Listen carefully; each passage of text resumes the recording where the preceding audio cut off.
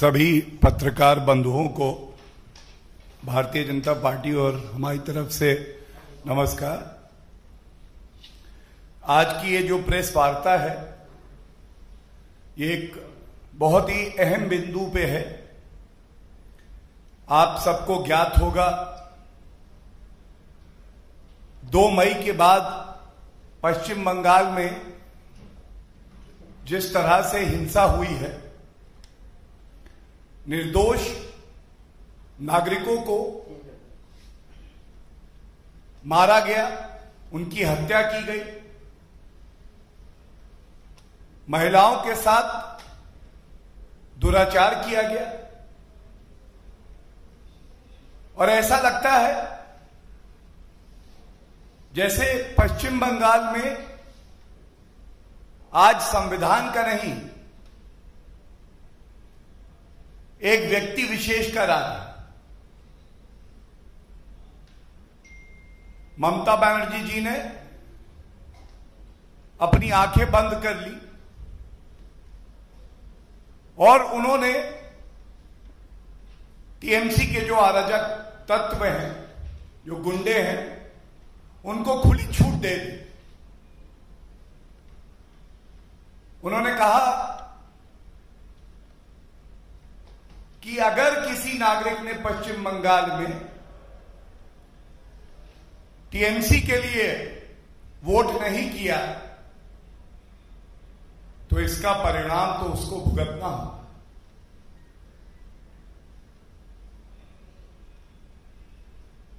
कोई भी देश प्रदेश संविधान और कानून से चलता है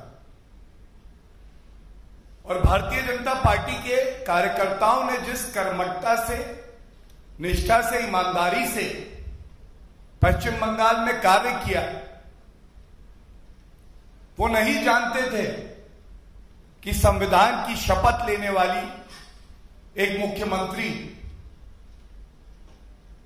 कानून को तार-तार करके अपने पार्टी के अराजक तत्वों से कहेंगी कि जाओ बदला लो। कुछ अहम बातें आपके समक्ष रखना बहुत ही आवश्यक है। जैसे ही 2 मई के बाद परिणाम आए, पश्चिम बंगाल में जगह जगह, कोने कोने में, चप्पे चप्पे पर हिंसा होने लगी। और कानून तो यह है कि अगर कोई गंभीर अपराध हो, संज्ञेय अपराध हो, कॉग्निजेबल ऑफेंस हो, तो तुरंत पुलिस का यह दायित्व है, जिम्मेदारी है कि वो एफआईआर रजिस्टर करे। एफआईआर रजिस्टर करना तो दूर, ममता बनर्जी के राज में वर्दी को ऐसा कर दिया गया कि वो एक व्यक्ति विशेष की सेवा करने लगे। और इसी क्रम में माननीय सर्वोच्च न्यायालय ने कई याचिकाओं में संज्ञान लिया और कलकत्ता हाईकोर्ट ने भी इसका संज्ञान लेते हुए मानव अधिकार आयोग को निर्देशित किया कि ये जो सूचना आ रही है ये मन को दहलाने वाली है, व्यथित करने वाली है। कृपया करके एक विस्तृत रिपोर्ट जो सही तथ्य हैं वो हमारे समक्ष रखिए।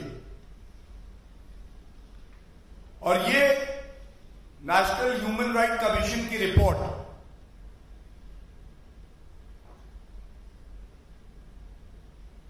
13 जुलाई को न्यायालय के समक्ष रखी गई। इसके कुछ अहम बिंदु जो हैं वो आपके सामने पेश कर रहे हैं। दिल को दहलाने वाले लोकतंत्र की हत्या पश्चिम बंगाल में कैसे की जा रही है ये सामने आता है।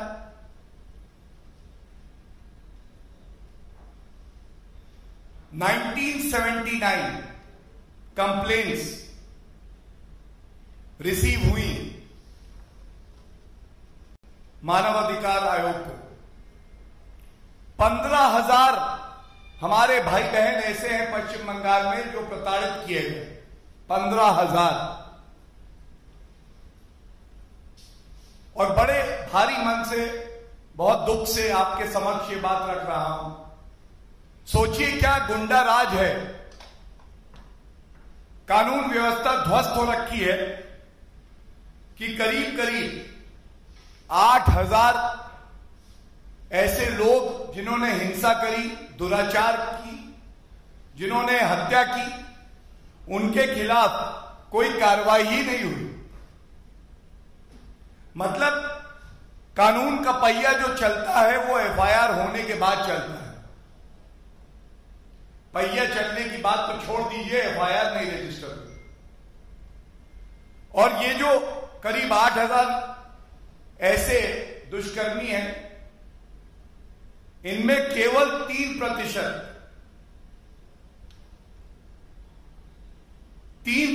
ऐसे लोग हैं जिनके ऊपर कुछ शुरुआती पूछताछ करके मामले को रफा दफा कर दिया गया। 97% तो इनमें ऐसे हैं जो अभी भी खुला घूम रहे हैं। इस रिपोर्ट में एक बात और कही गई कि आज पश्चिम बंगाल में डर और भय का माहौल है। वहां का नागरिक डरा हुआ है। और ऐसा इसलिए है क्योंकि जो लोग कानून तोड़ रहे हैं वो टीएमसी से संबंध रखते हैं, ऐसा प्रतीत होता है रिपोर्ट देख के। उनको पॉलिटिकल पैट्रनेज मिल रहा है, राजनीतिक संरक्षण मिल रहा है। पुलिस जो है अपनी जिम्मेदारी का निर्वहन करने में पूरी तरह से असमर्थ रही, फेल हुई। और रिपोर्ट के कुछ अंश जो हमें पता चले, मीडिया में आए, तो यह भी कहना गलत नहीं होगा कि this was state sponsored violence. जिस सरकार को जनता का सुरक्षा कवच बनना था, अपराधियों को जेल में डालना था, वो सरकार अपराधियों के साथ जाके खड़ी हो जाती। ममता बनर्जी जी को इस बात की चिंता नहीं कि आम नागरिक प्रताड़ित हो रहा है। और दुख की बात यह है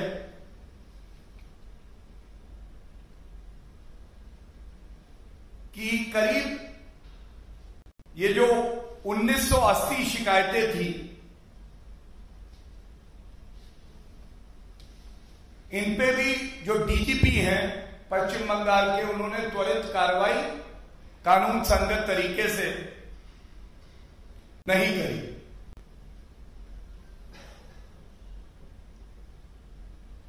पश्चिम बंगाल की धरती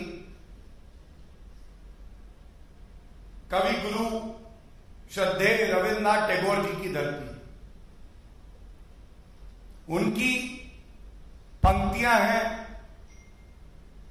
जहां मन निर्भय है और सिर ऊंचा है। और आज ऐसा लगता है पश्चिम बंगाल की हालत यह है जहां मन में भय है और हमारा शीश, हमारा सर शर्म से झुका हुआ। ममता बनर्जी जी, आपको इस रिपोर्ट का संज्ञान लेना चाहिए और इस रिपोर्ट में जो एक मुख्य बात और कही गई है कि एक निष्पक्ष जांच जिससे जनता का विश्वास जीता जाए, यह आपके प्रदेश में पुलिस द्वारा संभव नहीं है। इसलिए सिफारिश की गई है रिपोर्ट में कि सीबीआई या कोई और निष्पक्ष एजेंसी, स्पेशल इन्वेस्टिगेटिंग टीम गठित की जाए और ये न्यायालय द्वारा मॉनिटर्ड, सच सामने आए, आरोपी दोषी जेल जाए, जनता का विश्वास पुनः जीता जाए। और हम ये जो रिपोर्ट है जिसके अंश मैं आपके समक्ष रख रहा हूं, इसका स्वागत करते हैं, क्योंकि इसके जो और मुख्य बिंदु हैं, यही बात भारतीय जनता पार्टी के राष्ट्रीय अध्यक्ष जेपी नड्डा जी ने भी पश्चिम बंगाल जाके कही थी कि भारतीय जनता पार्टी का जो वर्कर है, जिसने बड़ी कर्मठता से, ईमानदारी से पार्टी को मजबूती दी है, उसके साथ भारतीय जनता पार्टी का हर एक लीडर, हर एक कार्यकर्ता उसके परिवार के साथ खड़ा रहा है।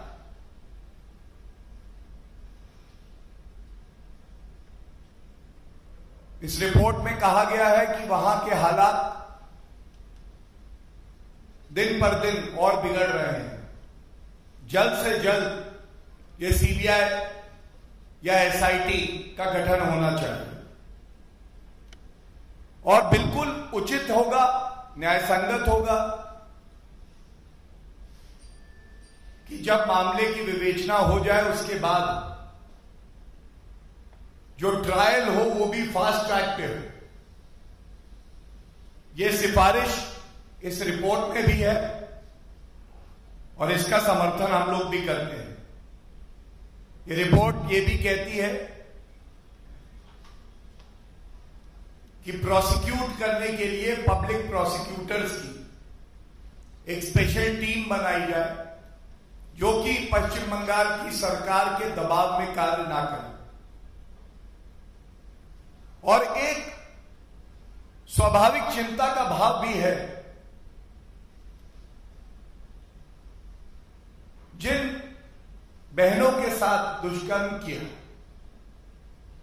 उनको जान से मारने की धमकी आती है, उनके परिवार वालों को डराया धमकाया जाता है, तो क्यों नहीं ऐसे जो गवाह हैं, जो महिला हैं, और अगर हत्या जैसा संगीन अपराध हुआ है तो जो विटनेसेस हैं उनको सुरक्षा भी दी जाए और यह भी सुनिश्चित किया जाए कि बिना डर के ये सभी विटनेसेस अपनी बात न्यायालय के समक्ष रख सकें।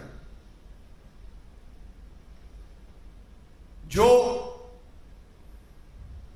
पीड़ित बहनें हैं, परिवार हैं, उनको हर संभव मदद मिले, आर्थिक भी, और उनके साथ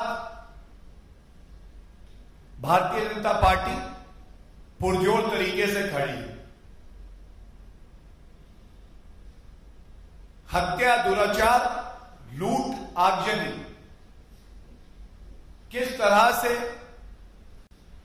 जिन नागरिकों ने टीएमसी के लिए वोट नहीं किया उनको चुन चुन के प्रताड़ित किया गया। तो ये रिपोर्ट में भी कहा गया है कि अगर किसी की संपत्ति नष्ट हुई है तो उसको मुआवजा मिलना चाहिए।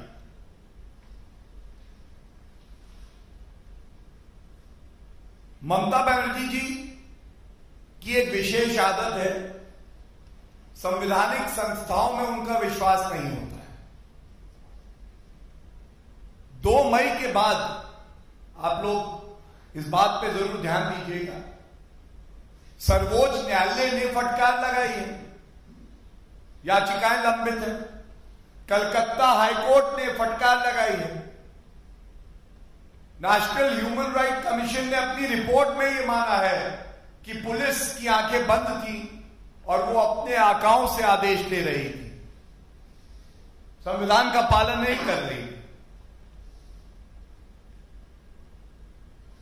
2 जुलाई को कलकत्ता हाईकोर्ट ने यह माना कि बंगाल में विधानसभा चुनाव के बाद हिंसा हुई,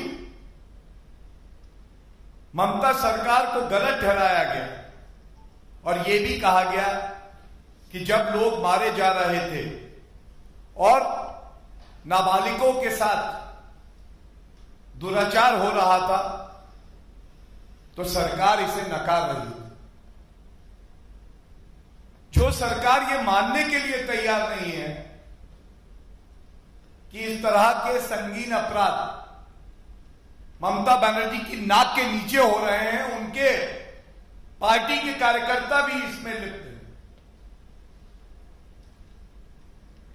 ऐसी सरकार और ऐसी नेत्री जनता को क्या इंसाफ दिलाएंगे?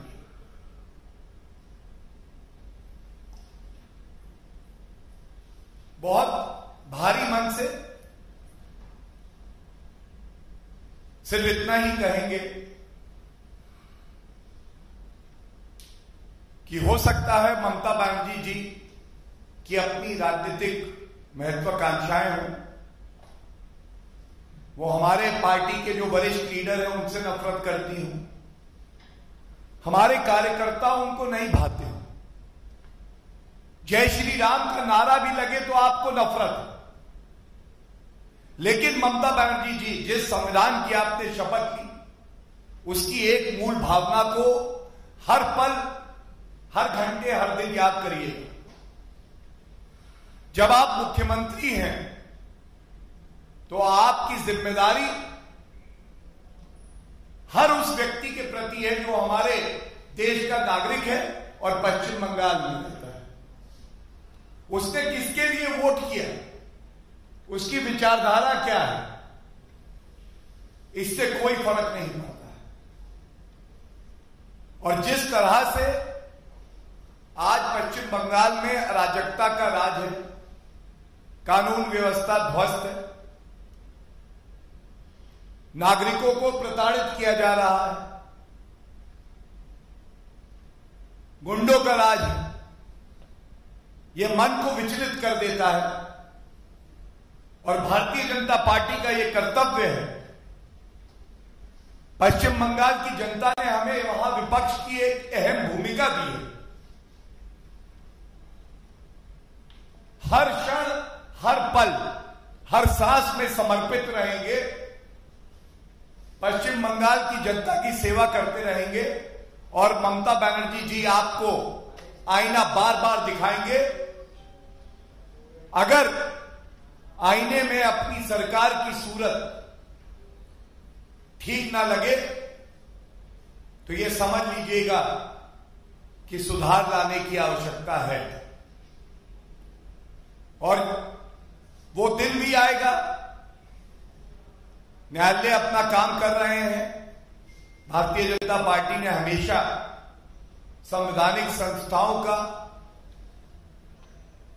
कानूनी संस्थाओं का सम्मान किया है, लेकिन एक के बाद एक के बाद एक के बाद जब supreme court, high court, national human right commission, national commission for women सब कहने लगे कि बंगाल में मानव अधिकारों का हनन हो रहा है, तो ये बहुत बड़ी चिंता की बात है। धन्यवाद।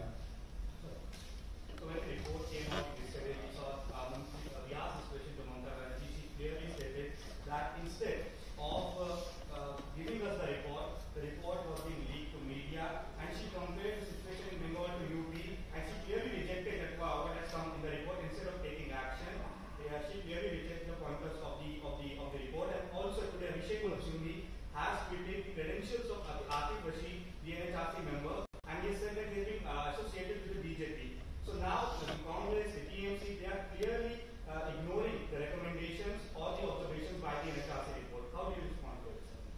First of all, there are two aspects to your question. The first one being, I have been instructed to say that National Human Rights Commission, Media and Communication Cell, has issued a press release. And one line of this press release is very important to answer your question on the first aspect. And it says, and I quote, NHRC refutes allegations in a section of the media regarding the leakage of the report relating to the post-poll violence in West Bengal. NHRC has already shared the copy of the said report with the advocates of the concerned parties in this matter in accordance with the directions of the Honorable Calcutta High Court. Now to the second aspect. The contents of the report in essence and substance raise a very important issue. It raises the issue of blatant violation of human rights in West Bengal. But look at the shamelessness of the Chief Minister Mamata Banerjee ji. She did not even care to comment on heinous crimes being committed in the state of West Bengal. Rather, she wants to put forward a very technical argument. And can she be a judge in her own cause? That is why the important point was raised by me. Why is it that you do not have trust and faith in the constitutional institutions of our country? And Mamata Banerjee ji, आप क्या report को reject करेंगी? पश्चिम बंगाल की जनता ने आपके इस अराजकता के शासन को रिजेक्ट कर दिया है. You have failed miserably as the Chief Minister of the state, and with a very heavy heart. Today we reiterate all these charges, and our endeavor is only one.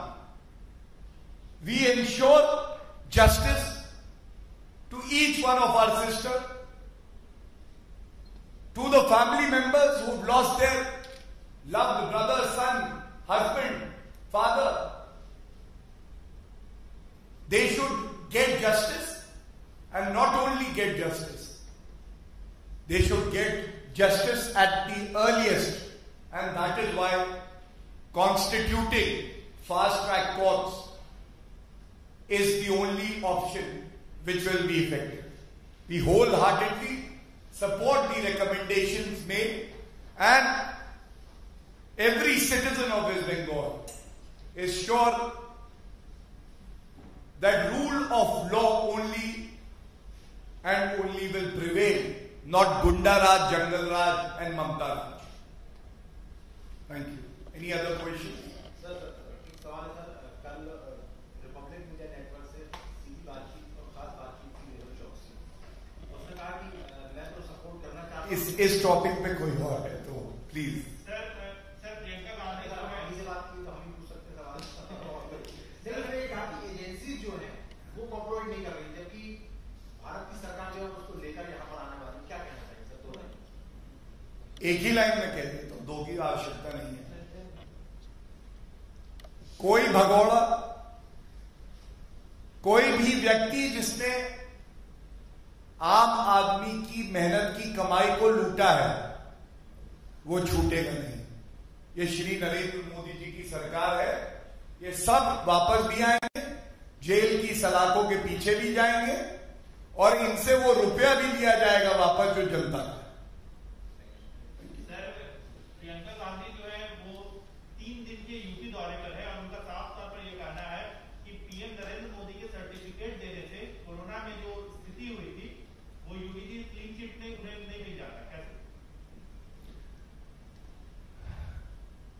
आपके संपर्क जरूर होंगे बड़े बड़े, केवल उनसे इतना पूछिएगा. कांग्रेस की अध्यक्षा भी एक सांसद है. कल हमारे देश के यशस्वी प्रधानमंत्री श्री नरेंद्र मोदी जी देश की जनता की सेवा में लगे हैं और सांसद के रूप में 27 बार अपनी कॉन्स्टिट्यूएंसी गए हैं। जब से भारत कोविड को परास्त करने की लड़ाई लड़ रहा है, सोनिया गांधी जी अपनी कॉन्स्टिट्यूएंसी कितनी बार गई, और करीब 18-19 महीने पहले जब अमेठी की जनता ने राहुल गांधी को नकार दिया था, तो उसके परिणाम आने के 1 महीने बाद अमेठी जाके वो बोले थे, हमारा रिश्ता टूटेगा नहीं, मैं आता रहूंगा। प्रियंका वाड्रा गांधी जी से एक सवाल ये जरूर पूछेगा, जो सम्मान, जिस तरह का यश और प्यार उत्तर प्रदेश की जनता ने आपके परिवार को दिया, राहुल गांधी जी कितनी बार अमेठी गए? केवल ये 2 सवाल हैं। और बाकी भारतीय जनता पार्टी की केंद्र की सरकार श्री नरेंद्र मोदी जी के नेतृत्व में और योगी आदित्यनाथ जी मुख्यमंत्री के तौर पे जो उत्तर प्रदेश में कर रहे हैं कोविड को परास्त करने के लिए, वो ऐतिहासिक है। और जब तक कोविड को परास्त नहीं कर देंगे, पूरे विश्वास से कह सकते हैं, जनता ये जानती है कि भारतीय जनता पार्टी के लीडर हो, प्रधानमंत्री जी हो, मुख्यमंत्री हो, भाजपा शासित राज्यों में कोई आराम नहीं करेगा। हमारे लिए भारतीयों की जान बचाना ही सबसे बड़ा उद्देश्य है और यही लक्ष्य है हमारा कि कोविड को परास्त करें। सर, कोविड के चलते आज सुप्रीम कोर्ट ने बोला कांवड़ यात्रा करने की, सर अलग-अलग समाजवादी पार्टी आगामी जो समाजवादी पार्टी पाकिस्तान के प्रो पाकिस्तान स्लोगन्स वर रेज्ड, खुद ही लाते हैं